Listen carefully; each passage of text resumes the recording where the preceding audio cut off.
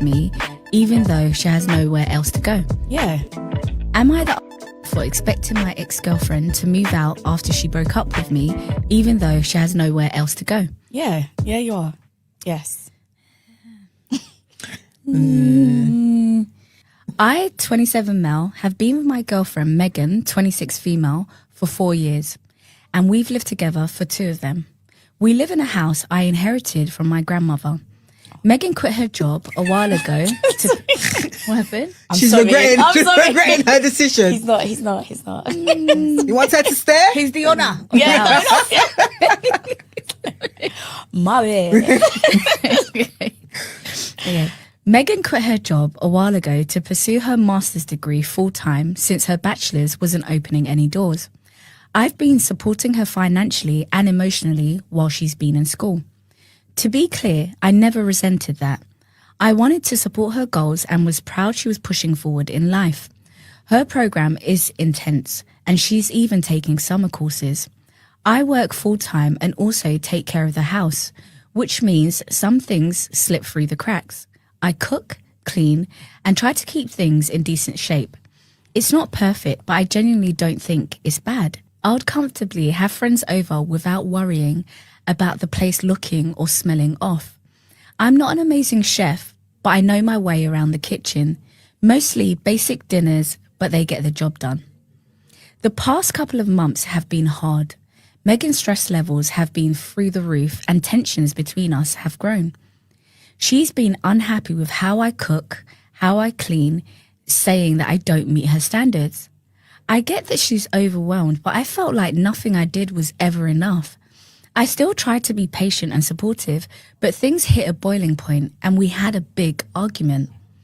Megan broke up with me. It hurt, but honestly, I think it was for the best. We were clearly not making each other happy anymore, so what was the point? Here's the problem. Now that we're no longer together, I think it's fair for her to move out. She doesn't agree. She says she has nowhere else to go and that if she's forced to leave, she'll have to drop out of her program. Her mum and stepdad live the RV life and she doesn't have friends who can take her in. She did receive a decent amount of money from her grandmother when she passed, but she used most of it to cover her tuition. I know she wasn't blowing it. It really did go to school. But now she's tapped out and stuck. I get that this situation sucks and I don't want to see her crash and burn, but I also don't feel like I should have to keep living with someone who broke up with me. I've already given her 45 days to figure something out, even though legally I'm only required to give her 30. She's now trying to say she wants to work things.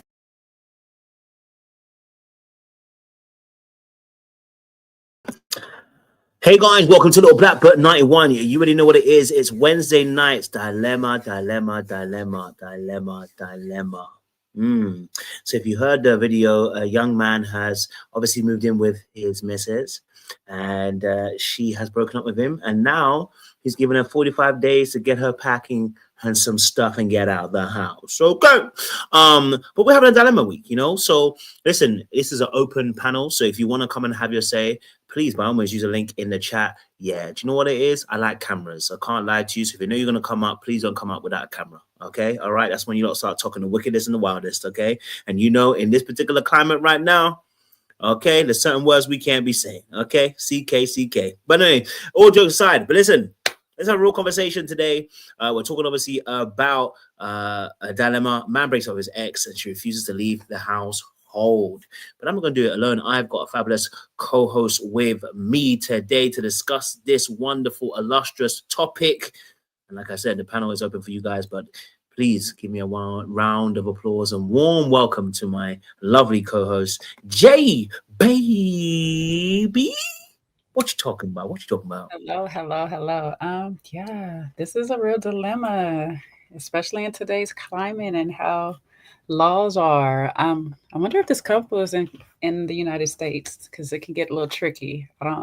I know the ladies are obviously UK based or somewhere over that side, but I don't know if this person's actual dilemma is here.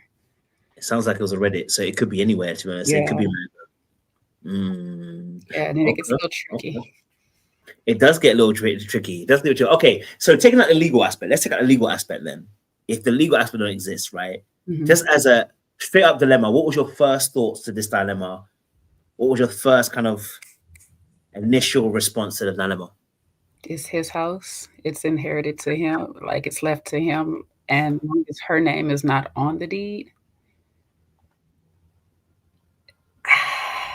you might have to pack your stuff up and go, sis. Like, I get it, but you made that choice. That was a choice that you made to break up with him for whatever the reason was. And I mean, I know it's him telling the story, so I didn't get a real clear reading on the real reason, but the one that he gave, if that's the actual reason, I feel like that wasn't a valid reason for the breakup. Yeah, well, apparently she actually is the one that broke up with him.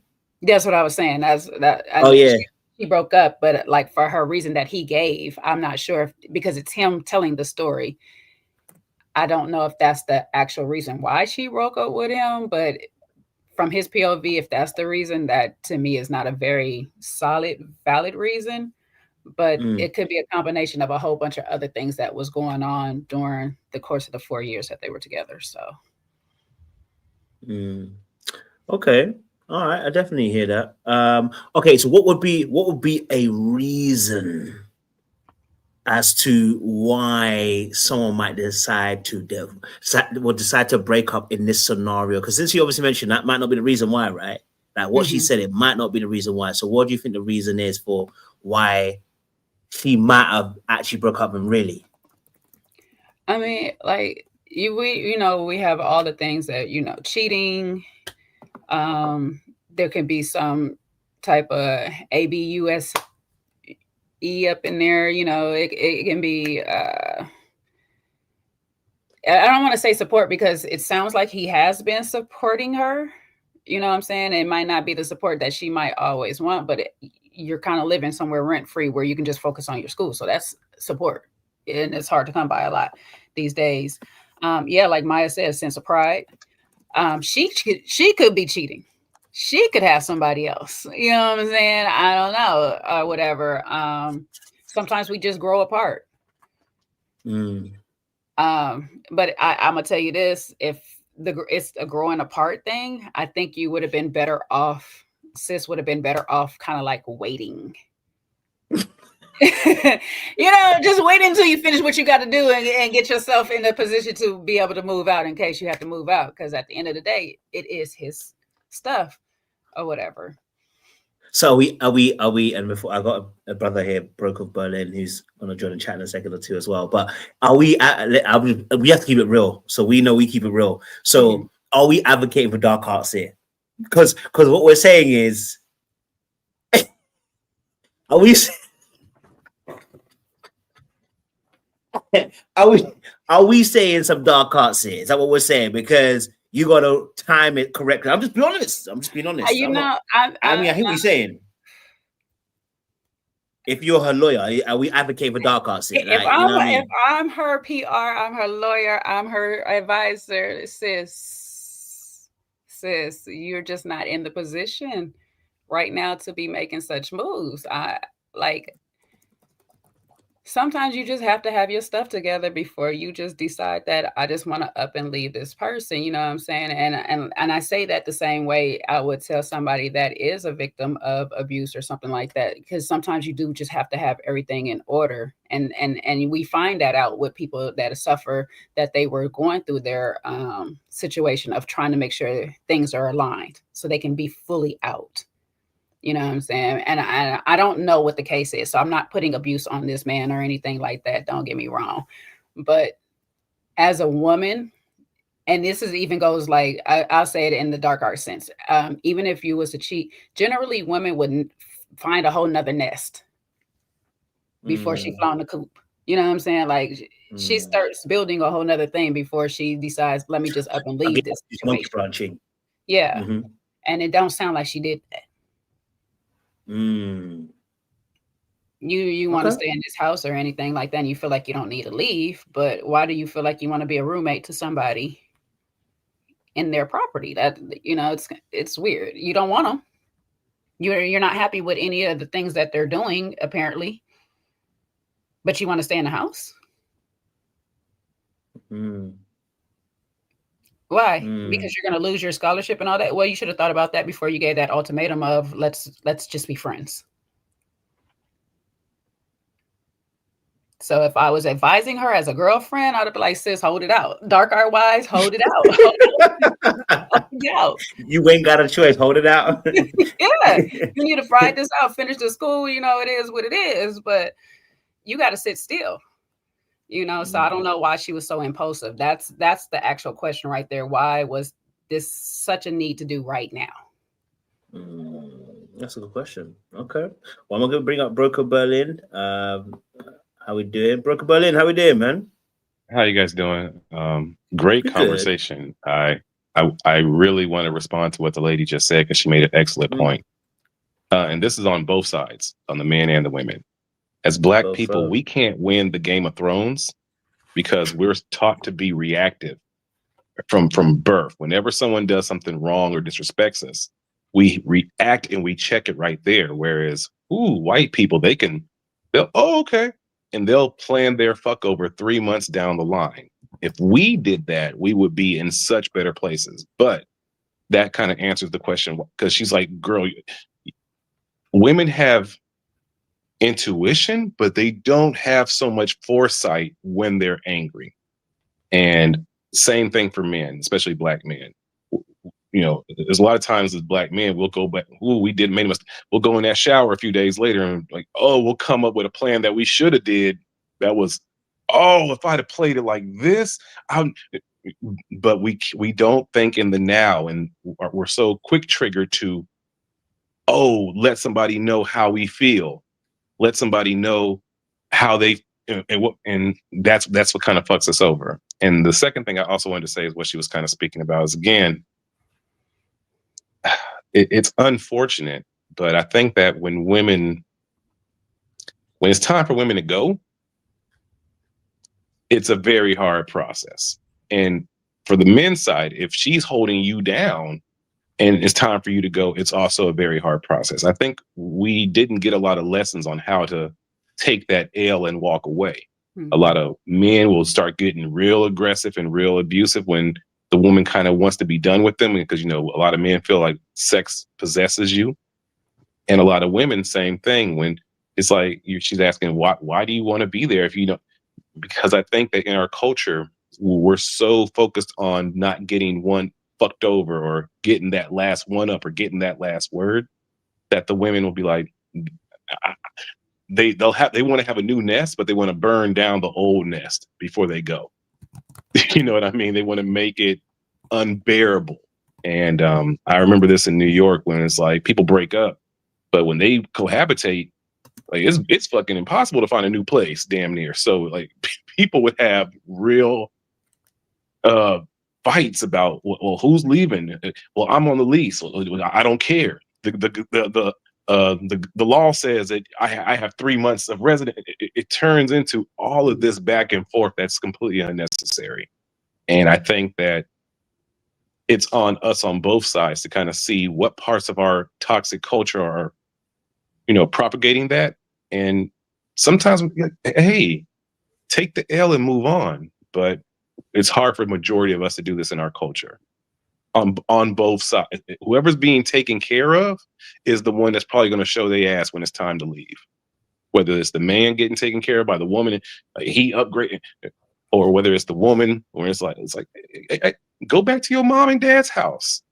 But because we have fractured families, that's not really an option for a lot of women. It's not really an option for a lot of men. Don't want to go back to mom and dad's house when, you know, to kind of, you know, get in their cocoon, build up some money, and then come out again. Because we have fractured families, that's not an option, where that is an option for a lot of other cultures. Some good points there. Can't lie to you, Jay. You want to step back in on this? This is tight. He's made some good points on both sides. Good points. You know, I'm not going to hold on any of those. It's another thing, too, like you were saying at the end, you basically have to humble yourself.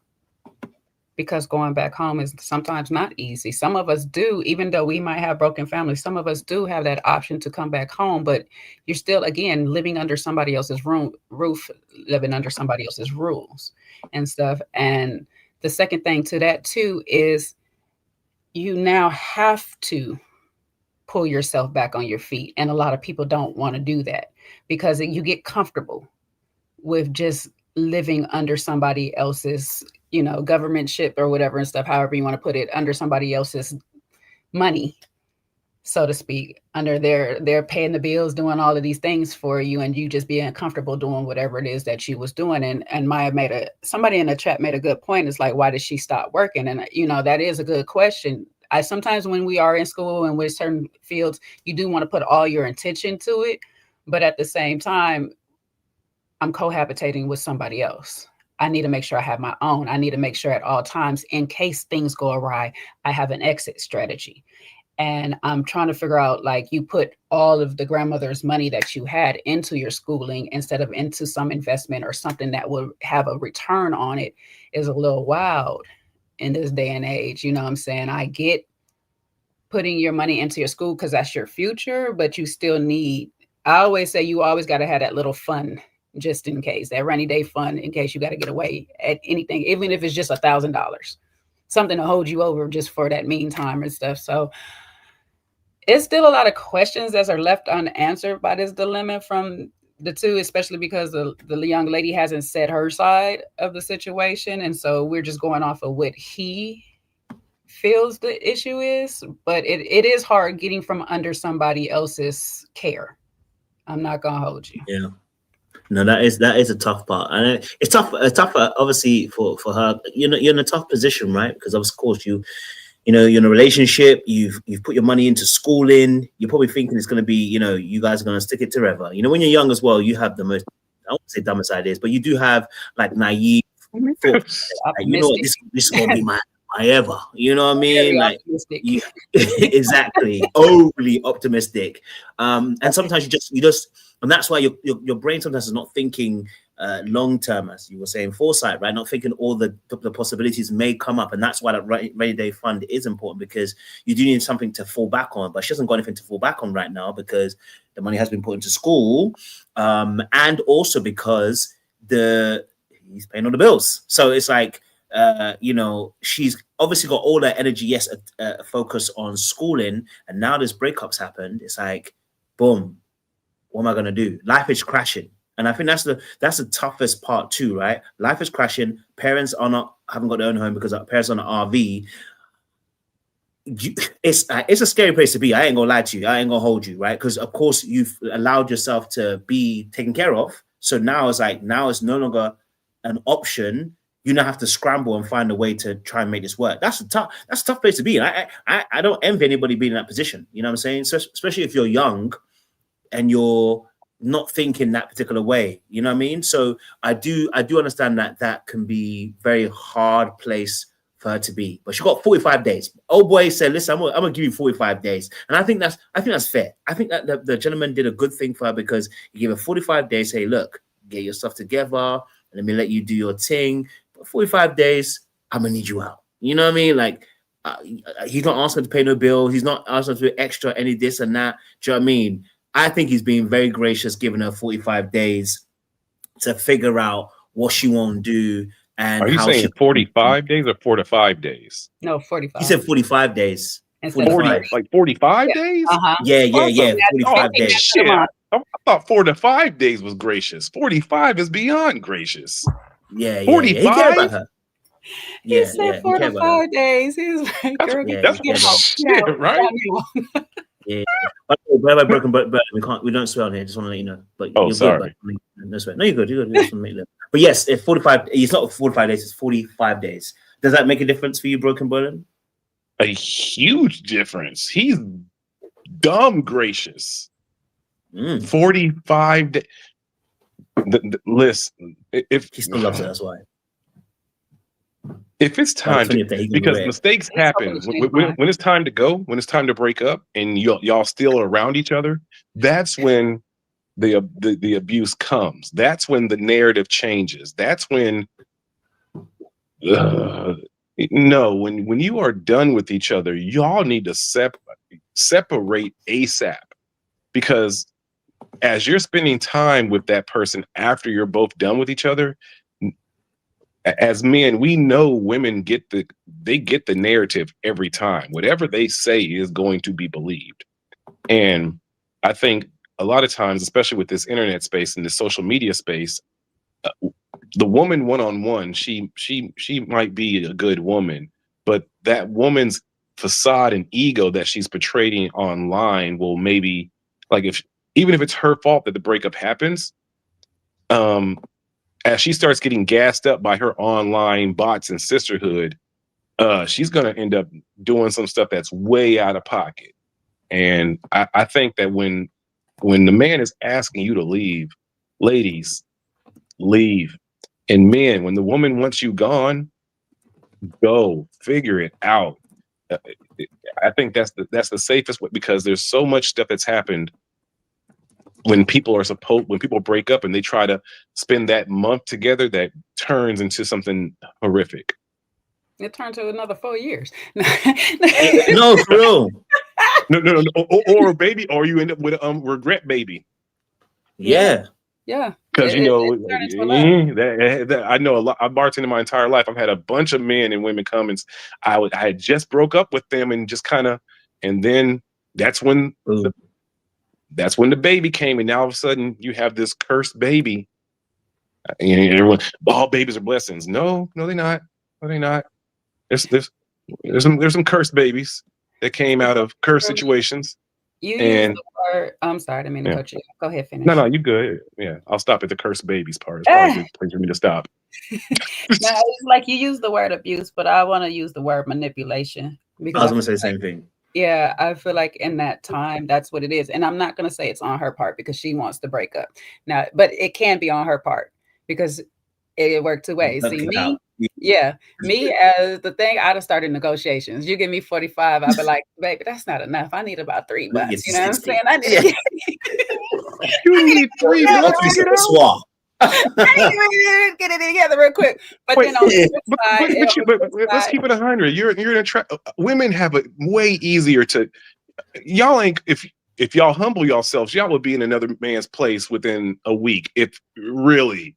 Men, it's harder for us to transition out and figure it out. But women, why I need to be in another man's place when I'm already comfortable in this man's place? You know what I'm saying? Because you don't want me no more. We done with each other. I know. You're supposed to love me, not my place. That's the part where I was did you love me or did you love my place? The place was great. Especially if it's crisp. no, but that's where I was going to go. She's like, I love your Wi-Fi. If I'm in my pride, like I'm fully in my pride, because somebody said it earlier, it was her pride that made her break up. If I'm fully in my pride, my car is packed with all my stuff and I'm gone. However, if I'm just trying to get a reaction out of you for whatever the case may be, that's what we're doing. And now I'm trying to push things. Now, maybe the breakup could be because I'm trying to push you towards marriage or something like that. I'm trying to push you to a stronger commitment. I don't know what like I said, we don't know what her half for the breakup is. You know what I'm saying? But that's her way to gain power over him, so to speak. Now, what happens is, or to lose it. Ultimatums rarely work. It rarely works, but in some cases it can. And he says, okay, well, you can stay here 45 days. And now he's trying to reshift the power or whatever if he don't really want her to go. And like you said, now I'm knocking her up to try to keep her here longer. So I don't know why the whole 45 days. I get it's like, you know, as a friend, as somebody I cared about, somebody I love, I'm trying to make sure you're still good. But me and my that's thing, your daddy's role. You run out, you go. Bye. There's the door. I give your stuff here 45 days, but you got to go. That's your father's role, and that's the way it's supposed to be. When even when divorce happens, she's supposed to go back to her father and mother. Logically speaking, that's what's supposed to happen. In a divorce, when a breakup, whatever you call it.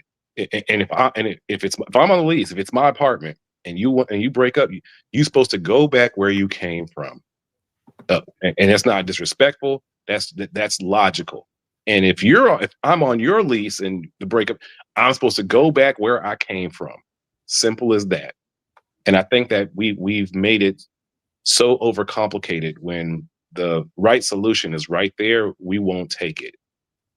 If me and you are dating and it was good and it was great, and you gave me some ultimatum about marriage, and I said no, you gave the ultimatum. You have to live with the consequences from giving that ultimatum. And I think a lot of women, they'll give ultimatums all day, but they don't want to deal with the consequence when the ultimatum doesn't work. And the man says, you know what? You testing me, or I'm good.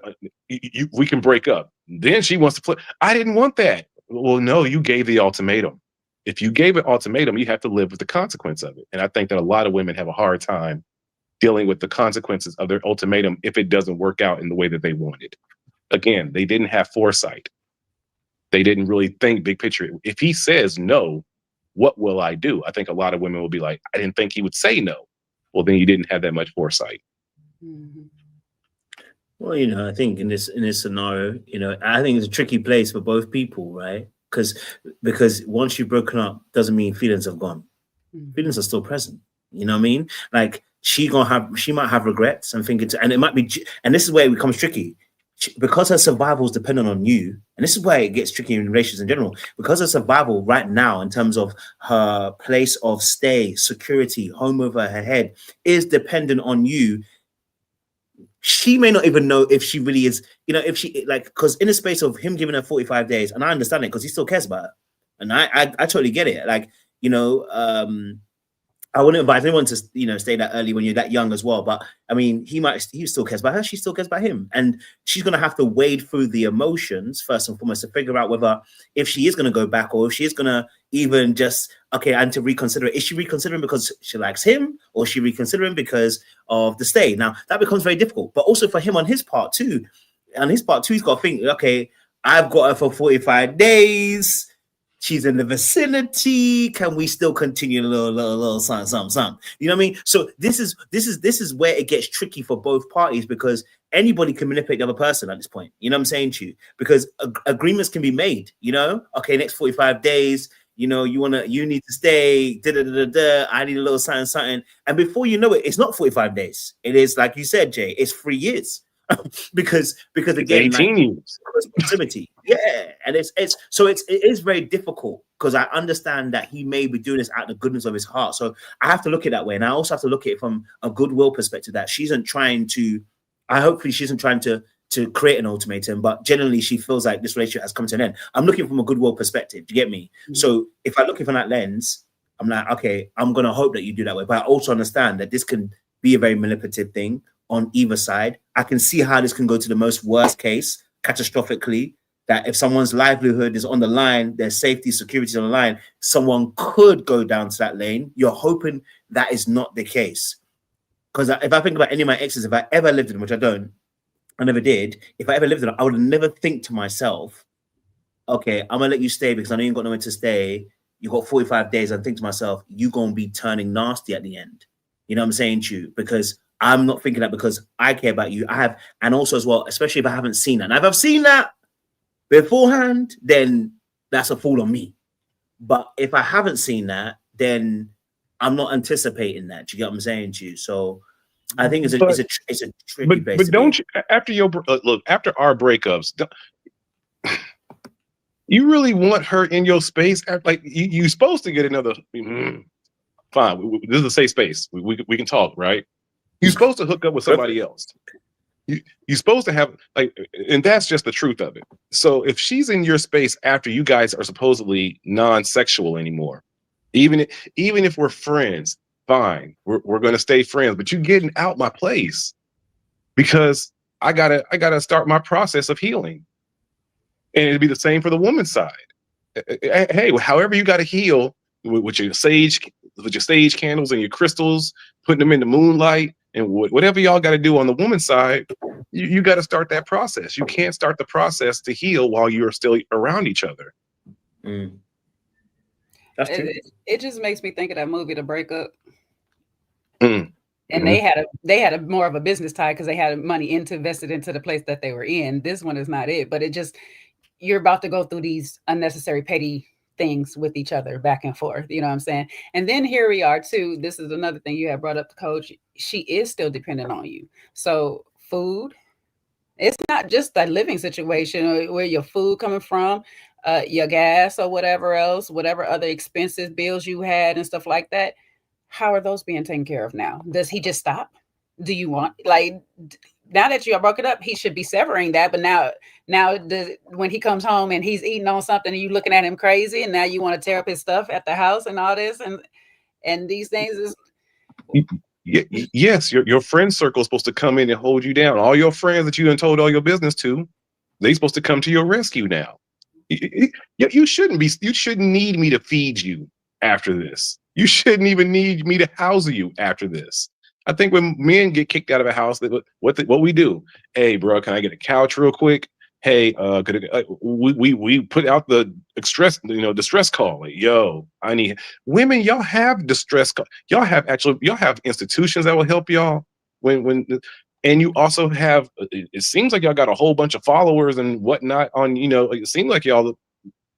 So when stuff goes down, I think women don't really want to reach out and have that ego death, and they're too embarrassed to say they'll only go home, or they'll only reach out to help when it's really, really bad. They should have done it a lot earlier, and it would have been an easier transition.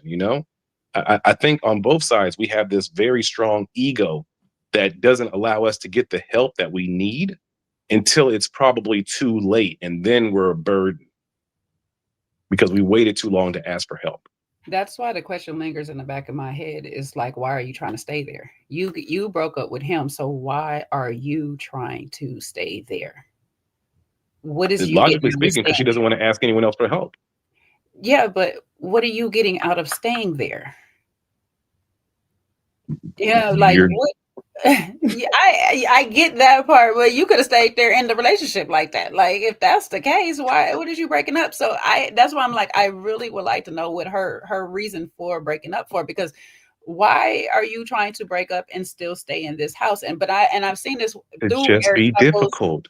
And men that we're childlike when the breakup happens. To just be difficult. It's that simple. I think when women or men who are getting taken care of, when that happens, they turn into teenagers. They turn into pubescent what the F's. And essentially, when you break it down to it, they just want to be difficult. Yeah, it is like, and I'm hearing you, Lip Galore, saying that she's being taken care of, but you were being taken care of before the breakup. You were being taken care of without all of that, without being asked. So why break up then? Because she wanted more and she overreached. And that's what I'm saying. You have to be doing this for an ultimatum. Have you ever given a man an ultimatum and it worked out for you? I don't give ultimatums. I'm not foolish enough. Okay, one of your friends give a man an ultimatum, and you ain't got to name no names, but they gave an ultimatum, and you was like, I'm just trying to think if I don't know. I mean, they probably have, but I don't know. They never is going to tell me if they did or whatever and stuff, because I'm not foolish enough to think that I'm going to give you an ultimatum and you're just going to do acquiesce to my request or whatever and stuff like that. It's just, if I feel like I'm giving you an ultimatum, I'm already on an exit. I'm already choosing the bad side of it. Like, I'm already thinking that you're going to do the worst. So let me just prepare for that part. You never had any homegirls give a man a marriage ultimatum and it didn't work out into marriage? None of my homegirls is married except for the one. And I don't know if she gave an ultimatum. I don't know if she did or not. Or they just have kids. I don't know. I don't know how they got women, when y'all make y'all blood pack secrets, y'all take secrets. Y'all take secrets. My girls are not married. Y'all remember everything that we do, but when it comes on y'all don't remember nothing. I can't recall. Y'all the queen of receipts on the men's side. But when it comes to the stuff on y'all side, none of my friends, I can't remember. Clearly it didn't work out for them because they're not married. I only got one friend that is married. Okay. Are you saying, Broke Berlin, you have women that have ultimatumed you? Absolutely. Yeah, yes. I've been a career bartender for 25 years. I've heard so many ultimatum stories that ultimatum's gone wrong. We can do like the Dave Chappelle skit. Like ultimatum's gone wrong is, yo, I could do a whole stream about people's whose ultimatums did not work out the way that they wanted to. But in my case, yeah, I was a traveling bartender in America, and this woman really, it was about maybe 6 months in, and she wanted a real relationship. And I already knew I was going to go to the next city and I think I was going to Hawaii to go bartend for like the next 4 months. So I already knew I was leaving. And she was, she wanted me to stay in DC. And I was already like, yeah, no, this place is, Black people in DC is a whole different type of crazy. It's like, no, I got to get out of here anyway. And she gave the ultimatum. Well, if you're not going to commit and, sign and, be part of this apartment, then you need to go ahead and get out. And I was planning on still staying for about, 3 or 4 more months in DC. And I was like, all right, fine, I'll get out. And I left. And I had a camper van. So I lived in my camper van and finished, bartending, for the, and she was so angry that I left. And I was like, you gave an ultimatum. You said either get on this lease or get out. I chose to get out.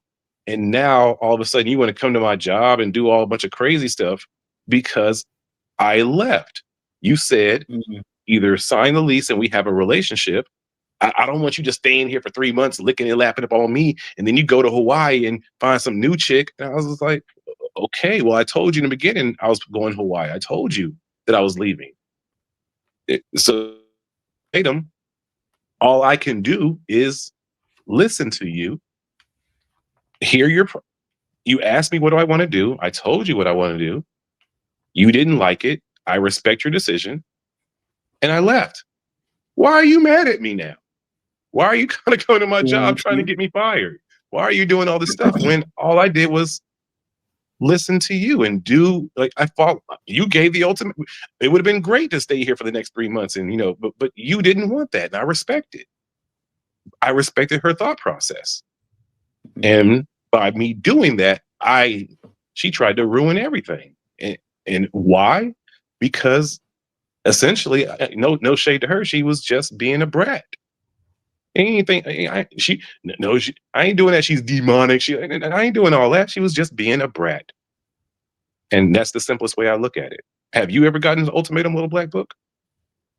No, can't lie to you. I've never had that still. Yeah, I've never had it. So, y'all leaving me on this island. Okay, fine. No, not necessarily. I've gotten some, but like you say, I don't. If you give me an ultimatum, you better plan for the worst. I have given an ultimatum. I'm not going to. But it's not happening to the house. I have given an ultimatum. This is probably when I was 18. And I regret even giving an ultimatum because I don't think ultimatums work. But I was young, dumb, and stupid, and insecure. So there was an incident I had with one of my ex-girlfriends at the time, and she had a friend that was a male, and they were really close. But when you can see someone as, I'm not going to say he's a snake, but you can see that old boy is hunting. He wants something, fam. Do you get what I'm saying to you? So obviously I can see that kind of behavior. He ain't hunting. He's sniping. Yeah, exactly. He tried, and I'm not mad at the brother. He tried to do his thing. Do you know what I mean? He owes me nothing. You know what I'm saying to you? He's not my boy. So, obviously, I was seeing some of the behaviors, and I said to her, "Listen, I'm not liking the behaviors that's going on with you and old boy." And some of the conversations, how he talks, I said, I know where he's going. You know what I mean? So I said, "Listen." It got to a certain point where they were just chilling too much, and I said, "Listen, I'm not gonna lie to you.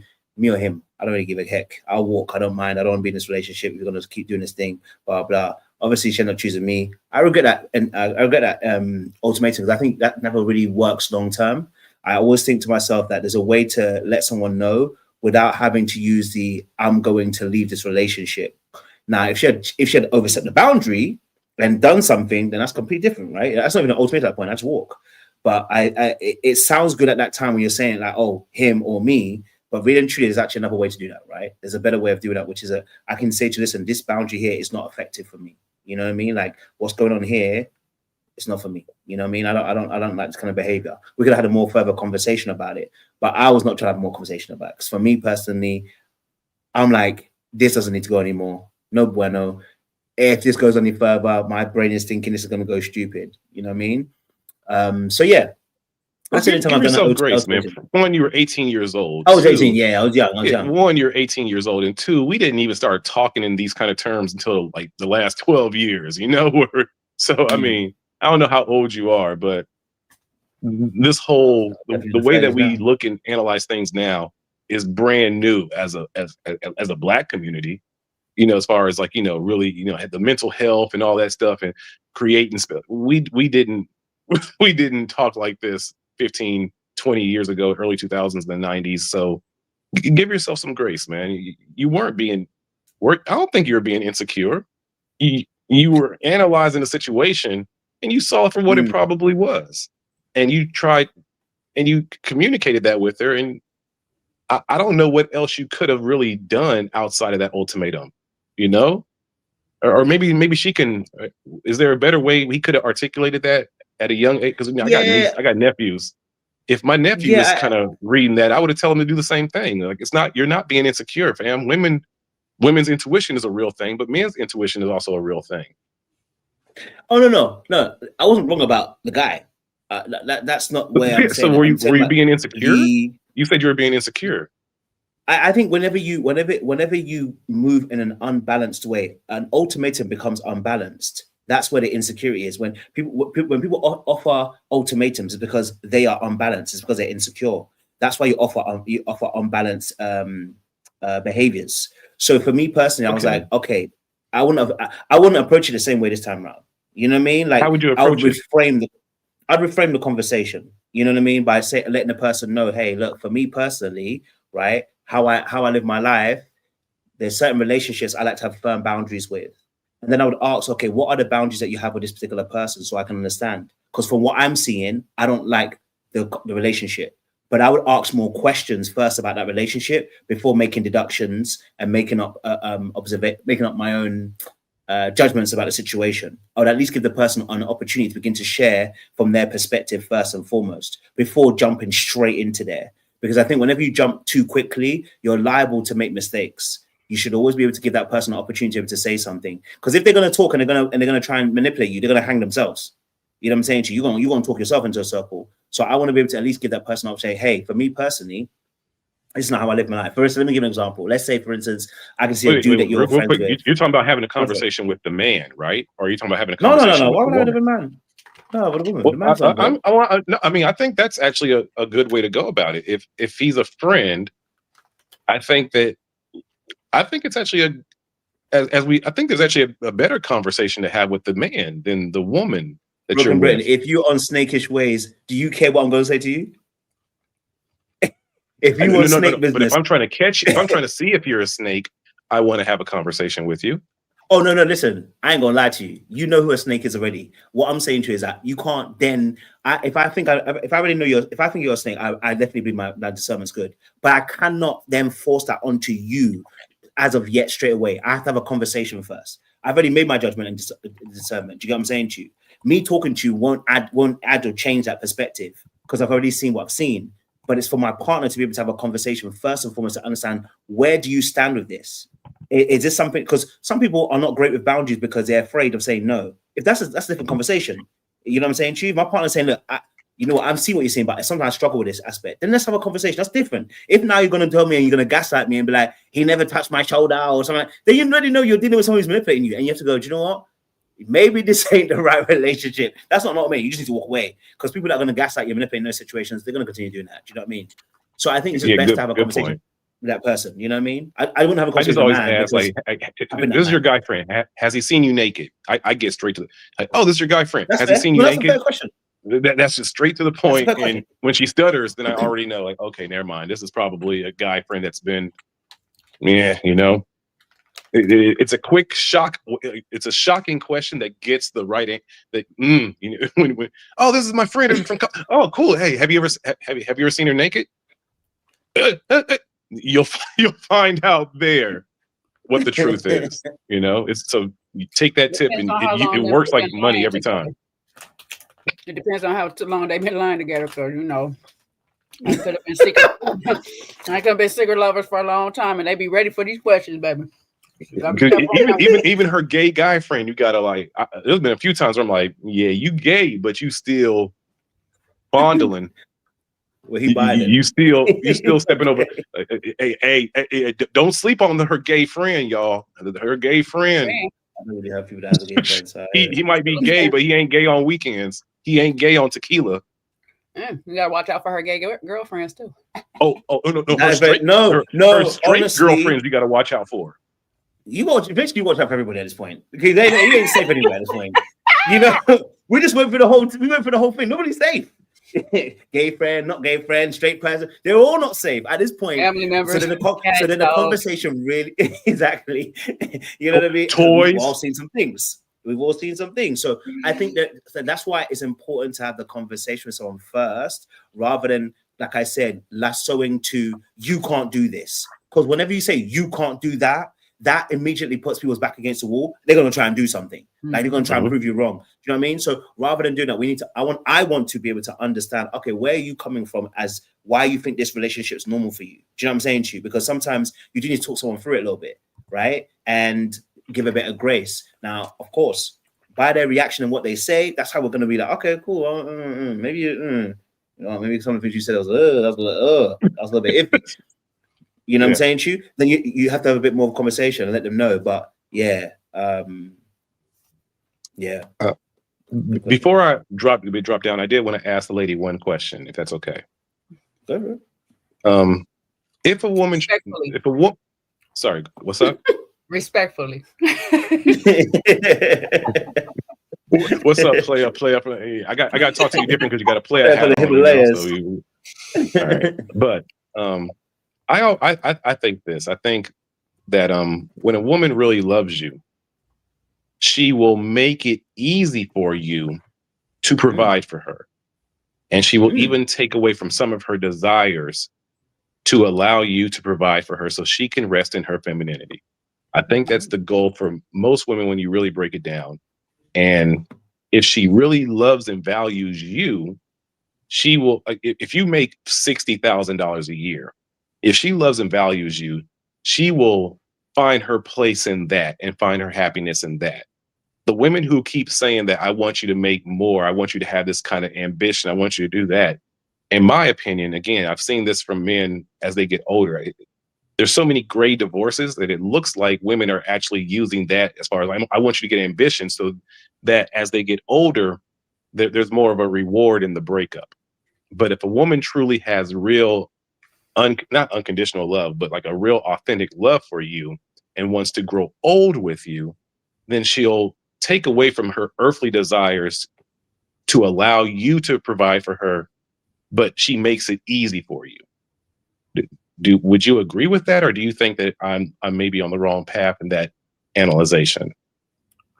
That if is a fifth, we all be drunk. So that's a strong if. You know, that's the strong if. But I do feel like when love is true from a person, it becomes reciprocal. So she sees you pouring into her, she's going to find a way to be able to pour back into you, however that means. And so if it comes off as to making life simple and easier for you, or providing for you in some type of way, yeah, she's definitely going to do that, because in her eyes, you are her person. You are what she wants and whatever. And I'm not going to speak for all women. I'm going to speak for myself in this case and stuff like that. I am definitely one of them people. If I see this future with you, I'm going to do my part to ensure your ease on this journey together. Because I just want us to be able to have fun, love each other, laugh with each other, be just in the present with each other. I don't want to be an enemy with my partner. So and you don't want to be the manager of your partner. If vice versa, though. Vice versa. I'm at a space, especially now, where ego is easy to kill off for me. You know, you took mushrooms. Congratulations. I don't let my ego dictate or lead me down a road with somebody. You know what I'm saying? The hardest place, though, for that whole situation for me is sometimes putting that amount of trust in somebody just because I have been independent for so long. And it's not based off of relationship wise as far as a man and a woman. You know what I'm saying? People that's been here and know my story or whatever knows my thing is just that I've been through stuff as a child where it's just like I have a hard time depending on somebody. start learning to have that trust, putting a full dependency on somebody. That's why I said she should have had her ego, like her little nest already built before she decided to break up. That's the hardest place for me. So it's always going to be a little reserve. It's like, I'm gonna make it easy for you, but I'm gonna also have backup plan. You know, I don't know. I like to relate things to either movies or music. So it's a part on Jumping the Broom at the end with Angela Bassett. And she's having this thing with her husband, who is basically, she thought was cheating on her, but he basically had just blown their nest, you know, just blown their money or whatever, stuff like that. And it was that simplicity of her is, it's okay, because I've been putting money away for a rainy day. I've been doing this. I would build like that. You know what I'm saying? It's like, okay, if I can trust that man and I could trust his lead, he can trust that any money he gives me is going to be something being put away for whatever future that we're going to have together. Because I want him to be at ease as much as he's been putting me at ease. I think that's an amazing, don't lose that. That's an amazing thought. A lot of men will say in the space, like, a woman should never do, like, you go all in, you shouldn't have no backup plan. You should put, and I think that's not the right way to look at it. Because I remember my papa telling me stories about how he was giving my grandmother money all the time, and then something happened, and then she was able to go into a fund that he knew nothing about, and it saved the family. But my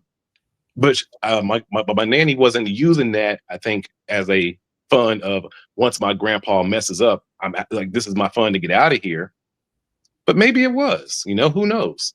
But when she used that money to, in a sense, keep the relationship afloat, that's when it actually made him work really, really hard. And that's when he kind of got his stuff together and really, like, doubled down into the relationship. If that makes it, they were already married, but once he saw that she took, like, and this was like in the 80s, and he was always giving her money for the food, and she pulled out like $5,000 and he was like, where did this come from? And she was like, this is, like, from, stuff, me grocery shop. I just happened to put, some of it away. And he was just like, I think she told me he dropped to his knees, and like, he said, like, yo, you could have left me with this. You could have, and you poured it back into me. It made him jump up and go find a second job. Mm-hmm. Because, and I think that's when women know how to be a muse, not a manager, there's so much power in your femininity that a lot of women don't understand. And a lot of men, we weren't raised with a mother who was raising us in femininity. We were raised with mothers who were masculine. So we're craving this femininity, but we don't know how to cultivate it yet. We know we want it, but we haven't really learned how to build with it. We just know we want to. We have to figure out our natural balance where woman is muse, not manager, not mommy. And I think that's why most men end up cheating. That's why most men end up, messing up in relationships, because the woman turns into mommy manager mode. Once we find that natural balance, and I think that you definitely have muse energy, but you might have a few, you got gangsta in you. I don't know where you're from. But you got some gangsta in you too. But once you figure that out, it's so simple. Let the man make his mistakes. Don't chastise him for his mistakes. Laugh at his mistakes. Rub him on the back of his head hey, it's okay. It's a mistake. Mistakes are armor. It's like that movie, the series Forever. I don't know if you guys have seen it, where the father and the mother, and he was saying, like, hey, our son needs to make these mistakes to build his armor. Mistakes aren't bad. You learn from the mistakes, but don't chastise our son for making mistakes. Don't, because then he's going to hide the mistakes from us. Then he won't communicate with us about his mistakes. And I think a lot of times men want to communicate with our women the mistakes we made, but because they've turned into our mothers, not a muse, it's not a safe space. But it comes with sometimes knowing what type of worth you are. Am I an investment or am I a liability?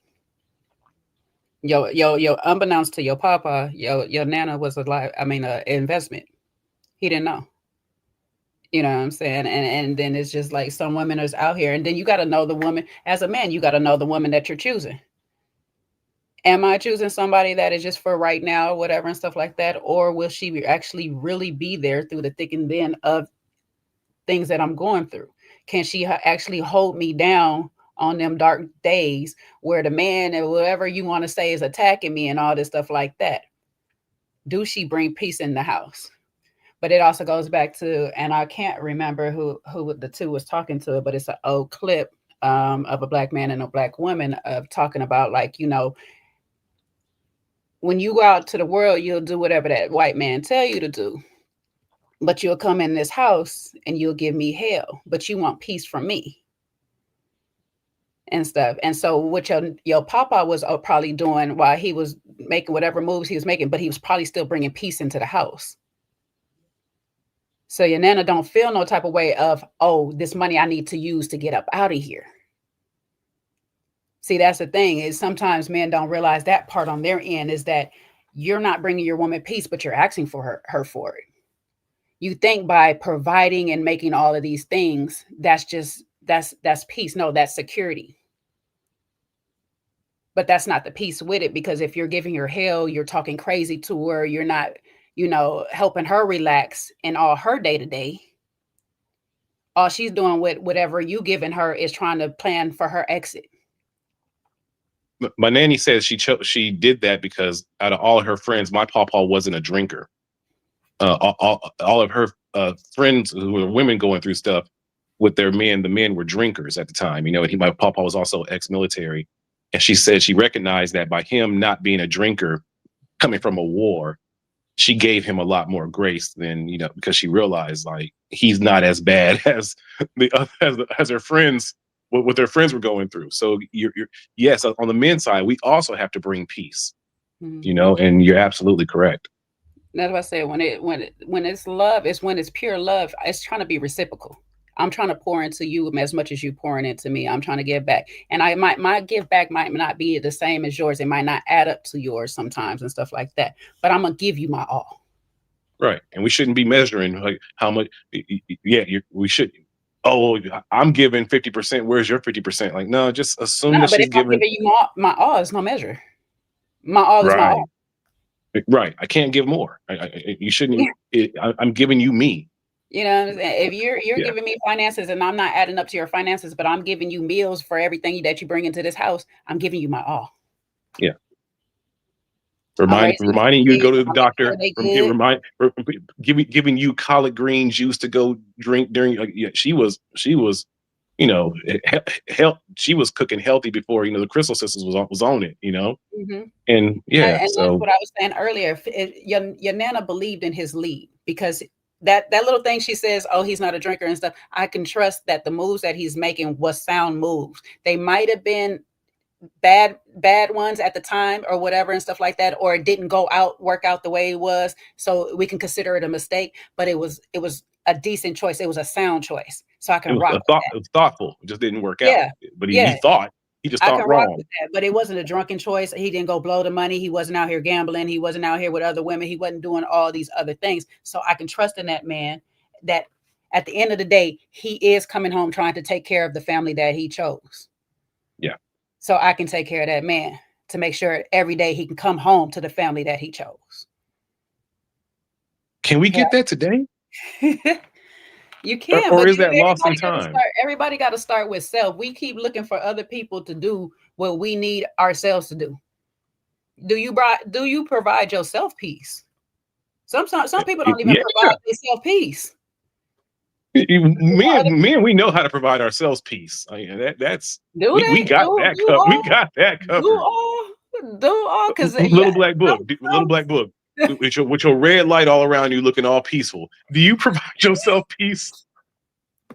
I mean, I know I do, but I don't know. People do. I know I do. See, Coach, do you always provide yourself peace? Always go? Okay. Let him answer that, Coach. Coach, do you always provide yourself peace, or do you put in a little chaos in the last system? 2 years? Pre-2024. Pre-2024, probably not. But after 2024, absolutely. You know, it's sometimes it's difficult to be an image of what you want. Sometimes Very true. it's difficult to be an image of what you want, but that's where you got to start. You have to start with yourself because that's the one thing you can control. Everything else is outside of your control.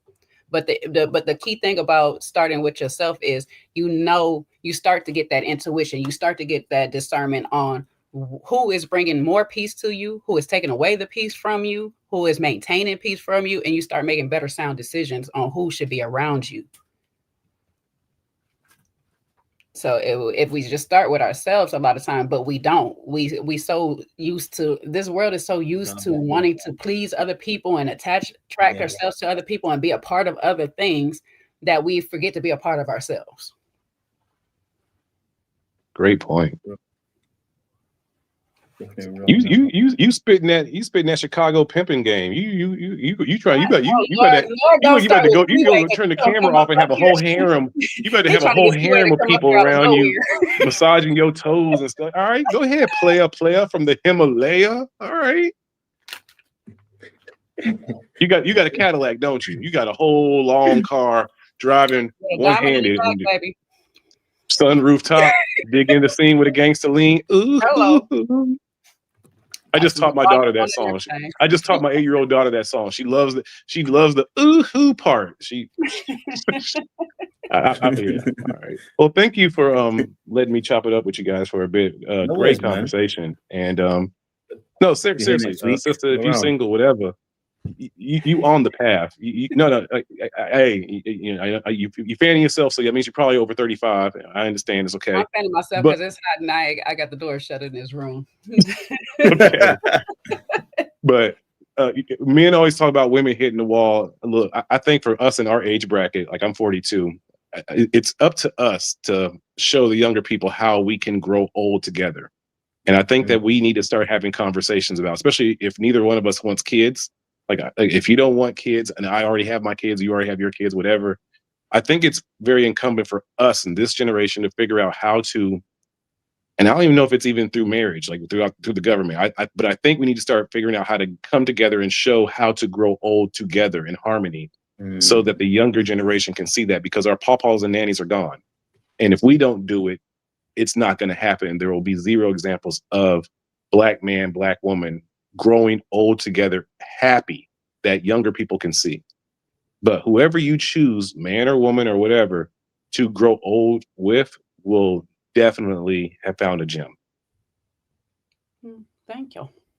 You're welcome. Appreciate it, bro. But then we're here next week, so if you're around, come through. All right. Yeah. I appreciate it, bro. Brilliant. Blessings. Yeah, conversation. We got last like 20 so minutes, but it was interesting. You guys were going somewhere, and I think maybe we could talk about it more next week about knowing when, because you guys are talking about something really powerful, right? And I think it's one of the most crazy things that does happen for us as men is that the story that he told about his grandma. To know, I think it's just knowing that someone's got your back fully, no matter what. You know what I mean? And I think it's something that we should all be looking for, a partner who has our back no matter what. You know, I think everybody becomes superwoman or superman when they know that in their lowest hour, that person would have your back. And I think for men specifically, it's always shown in finances. Like if my finances disappear and I can't hold it down, and that woman says, I don't care, I'm rocking with you, he's right. I mean, you will go and get 2-3 jobs. You know, you will find a way all of a sudden, because you're motivated, because you know that this person is not going to put you in a position of, because you don't have it right now, you're going to lose me. You know what I mean? I don't know what it is for ladies. What would be, I have something in my head of what I think it'll be, what your guys' rock bottom is, that where we can support you, but that's me being stereotypical. What do you feel for women then would be that point where you're like, if the man had you in that position, was like, I'm supporting you no matter what, that you would be like, you know what, frick it. You're getting 10 times of me. So it varies to a lot of different things too. I feel like in some cases and stuff, because I hate to say it like this because it sounds so cliche, but like every woman is different, but it's like a thing. But I feel like for me, it comes in two waves. It comes in like emotional intelligence, and also like for me personally, not transparency but honesty. And when I say honesty is being comfortable enough to actually expose and show yourself to me, and allow me my choice, my freedom of choice to say this is the person I want to rock with. You know what I'm saying? I feel like for me, if a person exposes themselves to me in an honest manner, it makes me more tied to them to be like, I can trust you because you're being vulnerable, you're being open, you're being you. You know what I'm saying? You're very authentic in this moment. You're not hiding yourself behind your ego, your money, your status, none of this stuff like that. It's just being raw. So that means now we can have real conversations. We can go through real things. Like even that being vulnerable enough to say, hey, financially, things just went rad. So I can be like, oh, it's cool. Because when you was doing this and you was giving me that, I did this. I made this investment. You know what I'm saying? Is that type of thing for me is just being enough to humble yourself and your ego and your pride to say, Jay, this is me. This is Coach. This is what everybody sees, this persona, but you see me. And I feel in today's day and age, that's hard because we got social media and everybody's trying to do it for the gram. And we got all these other things where it's just everybody's trying to show out for a whole bunch of people. And you don't really get that authenticity. You know, that word gonna kill me today. But you know, authenticity. Yeah. You don't get it from people no more. You know what I'm saying? We could be vulnerable. We could tell our childhood past. We could try all those traumas and all that stuff. We could do all that stuff. But you and today, right now, in this moment, like, who are you? And if you can answer that question for me with real thought and stuff, it's like, yeah, okay, I think I can rock with this person. I can rock with you because you're allowing me into a place that you don't allow the world. You know, it goes back to like something I used to always tell my daughter too. It's like, you can lie to the world, but don't lie to me, because who's going to have your back? And a lot of times me having your back means I need to know what I'm working with. I sometimes be having a lawyer brain, like, you know, how like you need to tell me. I know how to defend you. I know how to defend you. Now, you know, it's going to be between me and God while I'm lying for you, but you mine. So I got you. You know what I'm saying? But I just need to know. I need to know, because I need to know how to be able to move when things hit the fan. No, I think that's heavy stuff. I think from my experience, what I saw an example of, I think I've told this before several times, but I remember I had an ex-girlfriend and she was going to buy a car. I remember I said, listen, I'm not part of the situation. But then basically the car turned out to be a scam. And I before she purchased the car, before she sold her car, I said, hey, let me check it out first. I don't know much about cars. Okay, I don't drive, but hey, at least with a transaction, I can at least make sure this person's legit and just kind of scope it out a little bit. Found out the person was not legit. They were a scammer, blah, blah, blah. And I've never seen that girl get into a kitchen so quickly. I didn't even ask her to. But that was the equivalent of what I would say that I've also witnessed in myself when someone's had my back completely. So I saw for her, her behavior changed so much after the next few weeks. After that, it was now anything that was happening that she was having. Remember, she even asked me, the Wi-Fi provider, who should I go with? And I was like, yo, you know, you'd have to run that through me. It's cool, isn't it? Like, you can make your decisions, it's fine. But that moment alone with the car situation opened up every single situation from there, that this person does see me and does have my back no matter what. Do you know what I mean? So I think those things, and it makes me think about relationships then, and whether,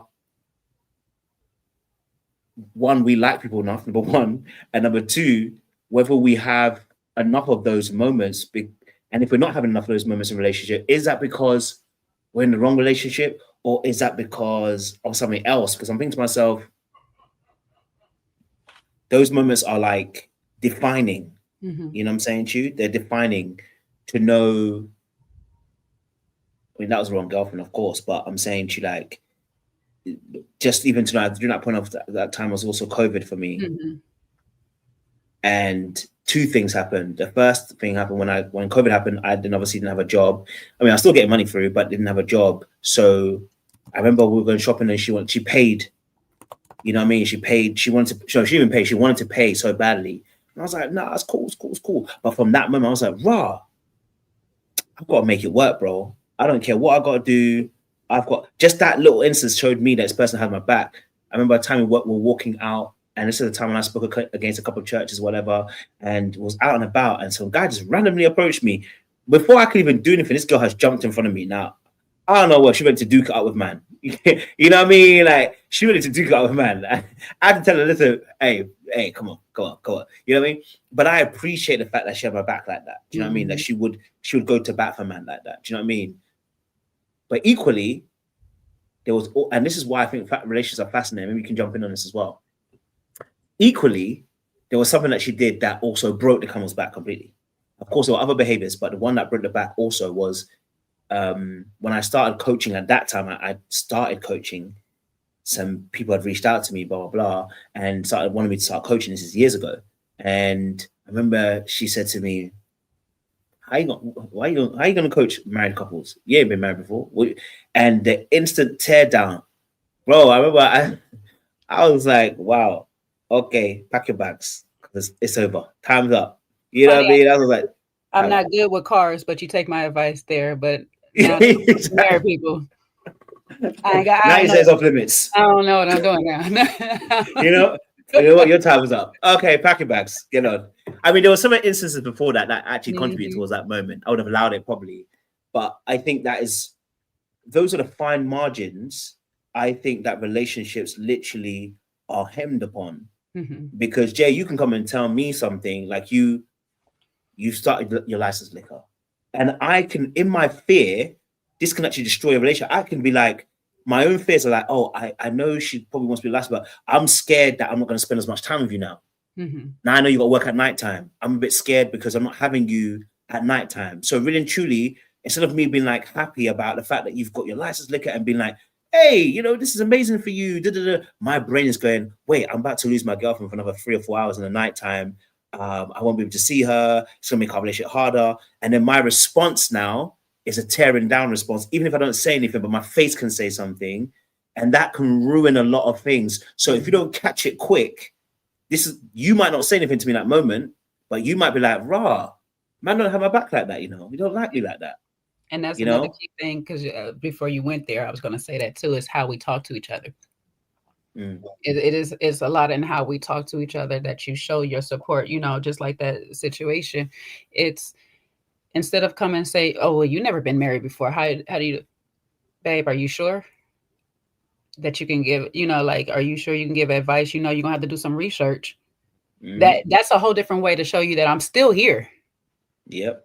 But I want you to think about what it is that you're doing. The decision is still yours at the end of the day, and I'm gonna support whatever decision that you make. But I'm not trying to tell you the decision to be based off of my fears, based off my lack of understanding, or just the fact that I can't do it. So I don't want you to do it. Or I feel like I'm gonna lose you some type of way and stuff like that. You know, in the same way in the regards, oh, you're getting your liquor license. I don't want to lose you at night. Instead of sitting there and saying that, now you're jeopardizing everything by, oh, I don't think you should do that. You know, it's not safe out there at night for a woman. You know, all of these, you're projecting into me instead of pouring into me. Come on. So it is a lot of the ways that we do talk to each other sometimes that also shows that person got your back. And we have to be in a position to know what we're hearing. Are we hearing somebody's fear? Are we hearing their love? Are we hearing their support? Are we hearing that they really don't rock with us? They don't want us to succeed or do better than them and stuff. And that comes with listening to people, not just in your relationship, but you have friends, so-called friends around you doing that too. You know what I'm saying? I love that song Broski by now I see his face right now. Lucas Joyner. Lucas. I'm probably say it backwards or whatever, but I love that song Broski because it's kind of like that whole thing of I got your back, bro, and all this stuff like that. But I see you doing all this stuff. Why you not doing it for me? You know, it's that two-facedness. And so you have to listen. You got to tune into how people are pouring into you sometimes, because some of people are not pouring into you just to pour into you. They're waiting for their cup to be refilled back up by something. And then as soon as you don't do it, their language change. Or as soon as something's not going their way, that same support is not the same. That, oh, you were great with the car, but you can't do this over here. Trust me, just because you never did it. Like, well, I showed you over here. I've never done that either. But you're okay. But now that it's not going to go your way, the way you want it, now you want to reword things differently. So you always have to have that listening ear in tune to what people are actually saying to you. Translate, you know, what they're really mean behind it. And I it sucks because as we pick our friends especially when we was little, it was always we went through something. We always went through something, and that's my ride. That's my boy right there. That's my girl right there, because we done went through this together and stuff, and they always came out on the other end. But as time grows and we get older, we don't really have time to be going through stuff with people. So I need to be having the right conversations with you beforehand and just listening to you, how you speak or whatever. If you breathe life into me, or if you secretly hating on me in the background or whatever and stuff, do you talk about me in rooms I'm not even in? How do you talk about me? How do you even talk about your friends? How do you talk about your family? You know, all of those are good keys on how a person will actually treat you. Like we like to say, we watch people when they go to a place, how they treat the waiters and staff, people that they don't know and have to be nice to. Are you polite to those people? Because the day is going to come that you're going to treat me the same way you treat those people. Are you going to still have my back when I don't have it, when I'm sitting here doing janitorial work or something that you feel less than? Are you going to treat me like that person that you just treated like trash? Or because you love me, you're going to treat me better? What about them days you don't like me so much? Am I less than then? You know what I'm saying? So it's just like, and you got to listen to how people talk to themselves. It could get tricky because some of us, you have to know that person when they do talk to themselves, because some of us struggle with depression and trying to change thoughts and stuff like that. So, you know, you got to kind of know the insides of that person. But a way a person talks to themselves sometimes can dictate, oh, I can't do that. I can't. Oh, I'm never going to, you know, if they always got a negative word that come out their mouth and is never changed by some type of positivity, maybe that might not be your person if you're trying to grow. Because they don't want to grow. So they'll keep you back a lot, like 9 times out of 10. So you really gotta be listening, not just with your ears, your heart, everything. Like put God into it if you got to. You know, the devil gonna put a lot of people around you and they're gonna have a lot of slick words to say to you, but you just got to be listening to how they say it and what they say. And then their actions behind it. I think I was having a talk with somebody else the other day. A lot of people have words to say and all this stuff like that, but then you just start watching their moves, see how they move. But yeah. I mean, and you know, I think you know what we're talking about. Thus, words are very powerful, you know. And I've been in a situation too where I've been on the other end too. Actually, has been very fearful. You know, one of my past girlfriends told me she wanted to build a gym in Ghana, and I just said, like, bro, like, you can do it, but and this is all my fears were just playing out. It's like you can do it, but like you need to be there. You need to think. Like my energy, all I was offering constructive advice, really and truly, the tone, the energy, everything was basically, I ain't really with it. You know what I mean? Like. You're gonna have to go to Ghana. You're gonna have to be there. You're gonna have to. These people can rob you. Nothing about my thing was like, oh, okay, I can see what you're trying to say. Like, have you thought about how we're gonna look about, you know, implementing that? None of my energy was actually anything positive. It was all death. There's life and death in the tongue, and the tongue was deafing at that point, right? And all of it was because I was afraid of being left. That's just the reality of what it was at the time. So instead of me opening myself up to the opportunities that potentially could be happening and going there, I suffocated that dream with me. You know what I mean? So now you can't bring that dream to me because I am no longer, good breeding ground for the fire you just built. I'm a person who's quenching it. You know? So you can be life of a person or you can be the death of a person. But I love what you said as well, everyone. It's like, it is about having the realist conversation in terms of also being vulnerable enough to be able to be honest about why you are feeling what you're feeling. Do you know what I'm saying to you?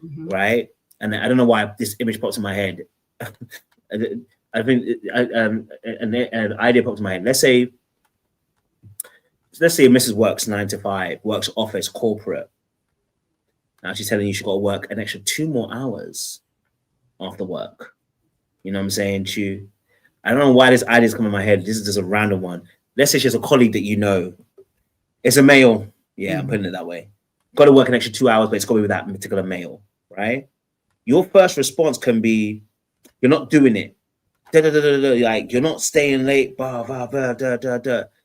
And you might think you're doing something when you're doing that. And you are doing something. You're lifting weights incorrectly. You're going to get a bad back. So, you know what I mean? Like, and again, instead of just saying the realest in those moments that I can't lie to you, I do feel a bit scared. Oh, I'm going to be honest with you. And I do have some jealousy in this moment, in this place. You know what I mean? Like, I remember a conversation I had with one of the girls I was talking to, and I just said to her, like, it was the most realest conversation, and I was just like, I can't lie to you, man. I'm just jealous. Okay, I'm gonna be honest, I'm just jealous in this moment, and I can't lie to you. Half the things I'm saying don't make no sense. I'm just jealous, and I can't lie to you. The weight that was just lifted off my shoulders that day after saying it, like, I was like, oh, I feel free. Because sometimes you're not even trying to say something for it to change. Sometimes you just need to say it. It's not that you even need them to change the behavior or change something they're doing. Sometimes we just need to be able to co-regulate by saying, this is how I feel, and I don't have to bottle it up. You know what I mean? So that reminded me of a particular moment. I remember one of my girlfriends that I dated. I think one of my guys, they didn't have a relationship, but they had a little thing. And it was always in the back of my mind. Instead of actually just saying, I can't lie to you, that I compare myself to him all the time. So I'm saying my insecurity is me that compares myself to him. Now it's like I'm comparing myself secretly, and at the same time, I'm kind of punishing you for it.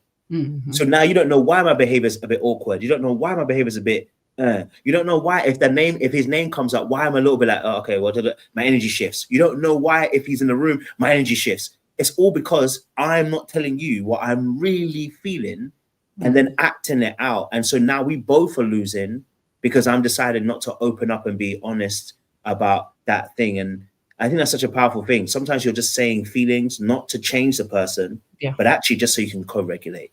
So I do think that's a really powerful thing. Exactly. I think it goes back to something Berlin started off with when he came in. It's like we react.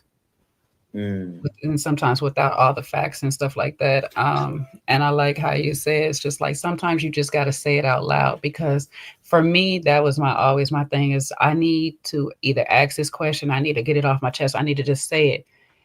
And if that feeling went away, chances are my intuition was just being on guard. It's not really kicked in and caught anything. It's just on guard because of past traumas and things like that. So I'm just ready.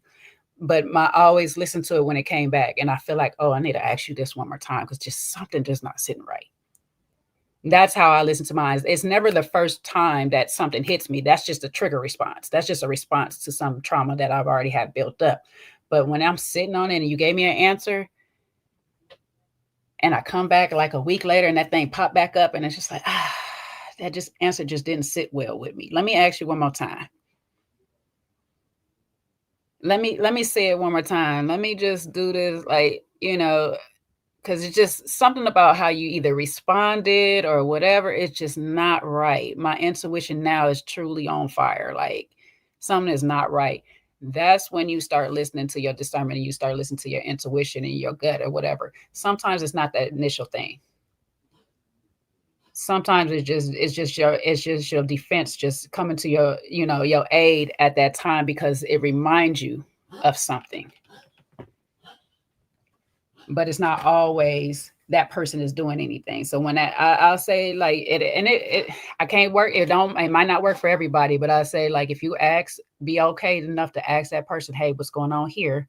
And that person give you an answer, and you can feel okay with that answer, then generally might not be nothing going on at that moment. Now, later on, I can't guarantee nothing, but at that moment, it might not be nothing going on. Listen, you ain't telling no lies. Listen, well, we've reached our hour and a half mark. But I think next week when we talk about some stuff, I think it'd be good to talk about. I think what we just talked about today was at the end was really powerful.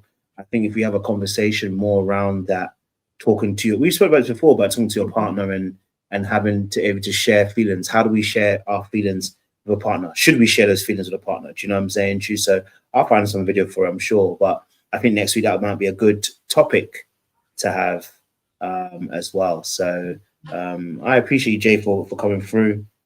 Hopefully you're here next week. If not, I understand. And plan on it. So yeah, I plan on it. Okay, we got a little spot going, you know what I mean? No Sean around here, you get me? Sean want to be in the chat. He don't want to mess with us. He didn't want to come out today. I got y'all pop the balloon, thank you. We're gonna do our little thing at 8:30, don't worry. You know what I mean? So look, there you go. we go. Good night. There we go. You heard Sean, didn't he? I heard my name. I'm here. He heard his name, so hey, here and support, baby. That's what we're talking about. So, I ain't got to support right. on my face, but I'm here and support. Trust me. No, this has been good. So yeah, if anybody's here watching, if you're watching replay, I'll start chopping up some of these videos as well, so it'll make it easier. Of course, Jay, if you want to link it to your channel next time as well, feel free. Yeah, for sure. So yeah, we'll be back here next week, 8:30 for episode 3 of our Dilemma Wednesdays, where we're just chopping up about real relationship stuff, man. So if you do want to join the panels, do let us know. You can email me or send me a DM or whatever. We'll try and get you on to next panels. But I hope you guys have been blessed. It's been good fun. It's been good conversation as well. So I'm enriched as well. So we will see you again next week, guys. Okay, don't do anything I wouldn't do. Behave yourselves out there and be easy. Okay. Little black book. You know what time it is. Time it is. Time it is. Time it is.